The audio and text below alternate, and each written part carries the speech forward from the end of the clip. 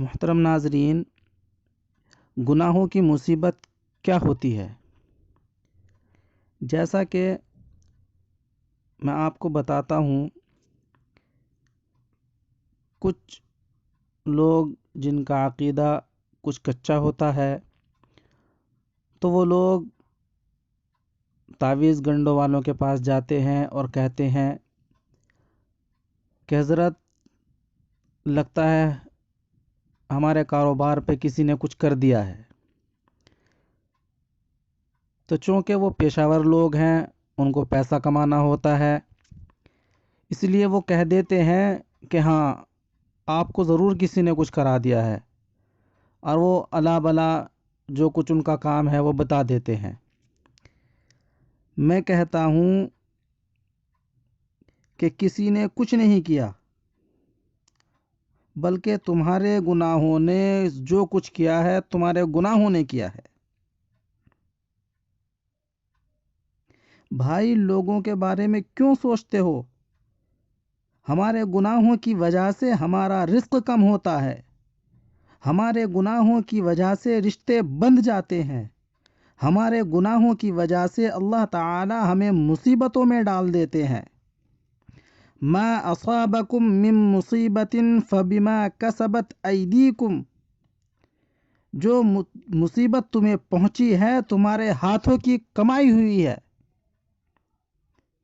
تو یاد رکھیں، ہمیں کسی نے پریشان نہیں کیا، ہمیں ہمارے گناہوں نے پریشان کیا ہوا ہے۔ ہمیں اللہ تعالی کی ذات پر پکا یقین رکھنا چاہیے۔ اب ان گناہوں سے اور مصیبت سے نجات کیسے ملے؟ تو اگر کبھی کوئی ایسی بات پیش آ جائے، کوئی مصیبت آ جائے، تو طریقہ یہ ہے کہ آپ 2 رکعات نفل نماز پڑھیں اور اپنے اللہ سے دعا مانگے کہ میرے مولا، میں کمزور ہوں، آزمائش کے قابل نہیں ہوں، میرے مولا مجھے اس مصیبت سے نکال دیجئے، میری پریشانی کو دور کر دیجئے۔ اپنے اللہ کو پکارے، اللہ تعالی آپ کو اس تنگی کے حالات سے نکال دیں گے۔ اور اگر کبھی دل کی کسی بات پر غمزدہ ہو تو قرآن مجید کی تلاوت کیا کرے۔ قرآن مجید اللہ تعالی نے اپنے محبوب صلی اللہ علیہ وسلم پر آہستہ آہستہ اتارا ہی اس لیے تھا کہ نبی علیہ السلام کے دل کو سکون ملتا تھا۔ آج بھی غمزدہ دلوں کے لیے سکون اور تسلی پانے کا اس سے بہترین ذریعہ اور کوئی نہیں ہے۔ صحابہ کرام رضوان اللہ علیہم اجمعین کا بھی یہی معمول تھا، جب غم آتا تھا تو تلاوت کیا کرتے تھے۔ چنانچہ جب حضرت عائشہ صدیقہ رضی اللہ تعالی عنہا پر بہتان باندھا گیا تو وہ فرماتی ہیں کہ میں اپنے والد کے گھر گئی، میں نے دیکھا کہ وہ چارپائی پر بیٹھے اللہ کا قرآن پڑھ رہے تھے۔ تو ہم ایسے وقت میں 2 رکعات نفل پڑھ کر اللہ سے دعا مانگا کریں، دوڑ دوڑ کر نفل پڑھیں، بھاگ بھاگ کر نفل پڑھیں۔ ایک دفعہ پڑھ کر تسلی نہیں ہوئی پھر پڑھیں، پھر تسلی نہیں ہوئی پھر پڑھیں، دوڑ دوڑ کر وقت نکال کر اللہ کو منائیں، تو بالآخر میرے مولا کو ترس آئے گا، اور اللہ تعالیٰ تو مغیر الاحوال ہے، وہ ہمارے حالات کو ہمارے موافق بنا دیں گے۔ یہ چیز سیکھنے والی ہے، اور ایمان کے بارے میں ہم پکے رہیں۔ حدیث پاک میں آتا ہے کہ قرب قیامت میں ایک وقت آئے گا، ایک فتنے کا دور ہوگا، ایسا فتنے کا دور ہوگا، یصبح مؤمنا ویمسی کافرا، ایک آدمی صبح ایمان والا ہوگا، شام سونے کے لیے بستر پر جائے گا تو ایمان سے خالی ہو چکا ہوگا۔ یہ ایمان سے کیسے محروم ہوتا ہے؟ ایسے ہی شک و شبہ کی وجہ سے محروم ہوتا ہے۔ تو اس لیے ایمان کے بارے میں ہمیں پکا اور مضبوط ہونا چاہیے، اللہ کی ذات پر کامل یقین ہونا چاہیے۔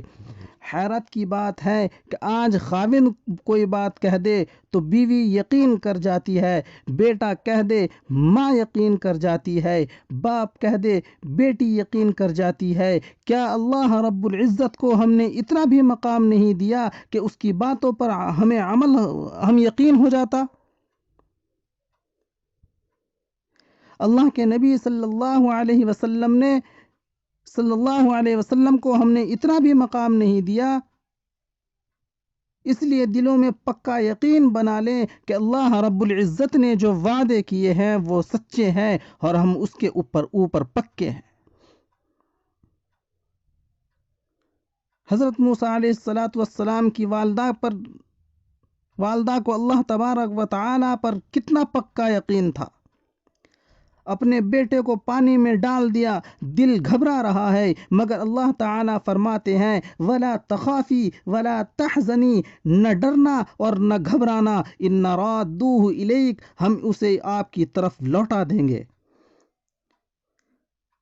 وَجَاعِلُوهُ مِنَ الْمُرْسَلِينَ، اور ہم نے اسے رسولوں میں سے بنایا ہے۔ اب دیکھیں حضرت موسیٰ علیہ السلام کے ہاتھوں میں، حضرت موسیٰ علیہ السلام فرعون کے ہاتھوں میں گئے، اس کے محل میں پہنچے، مگر اللہ تعالیٰ نے ایک طریقے سے ان پر دوسری عورتوں کا دودھ بند کر دیا، بالآخر ماں کے پاس پہنچا دیا۔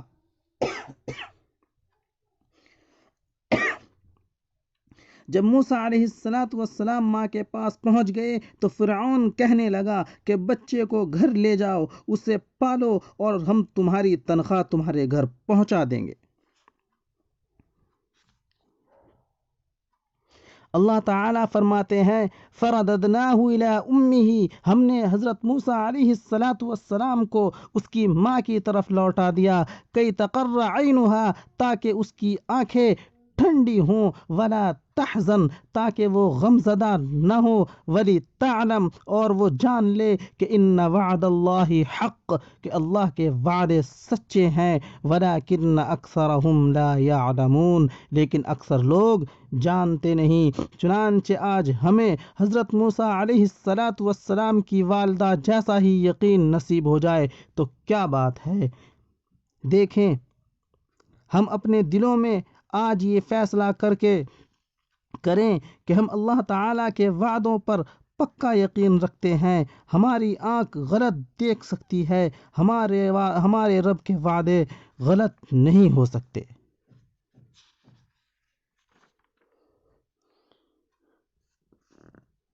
اب اتنا ٹھوس یقین کر لیں تو پھر جب اتنا ٹھوس یقین کر لیں گی تو پھر نفع نقصان کا مالک اللہ ہی کو سمجھیں گی، اور یہ سمجھیں کہ مخلوق کچھ نہیں پہنچا سکتی جب تک کہ اللہ تعالیٰ نہ چاہیں۔ یہی پیغام تو جماعت کے دوست سناتے ہیں۔ اللہ تعالیٰ سب کچھ کر سکتے ہیں، چیزوں کے بغیر، اور چیزیں کچھ نہیں کر سکتی اللہ تعالیٰ کے بغیر۔ تو اللہ تعالیٰ کی ذات پر ہمارا اتنا پکا یقین ہو، پھر دیکھیں کیسے برکتیں ہوتی ہیں۔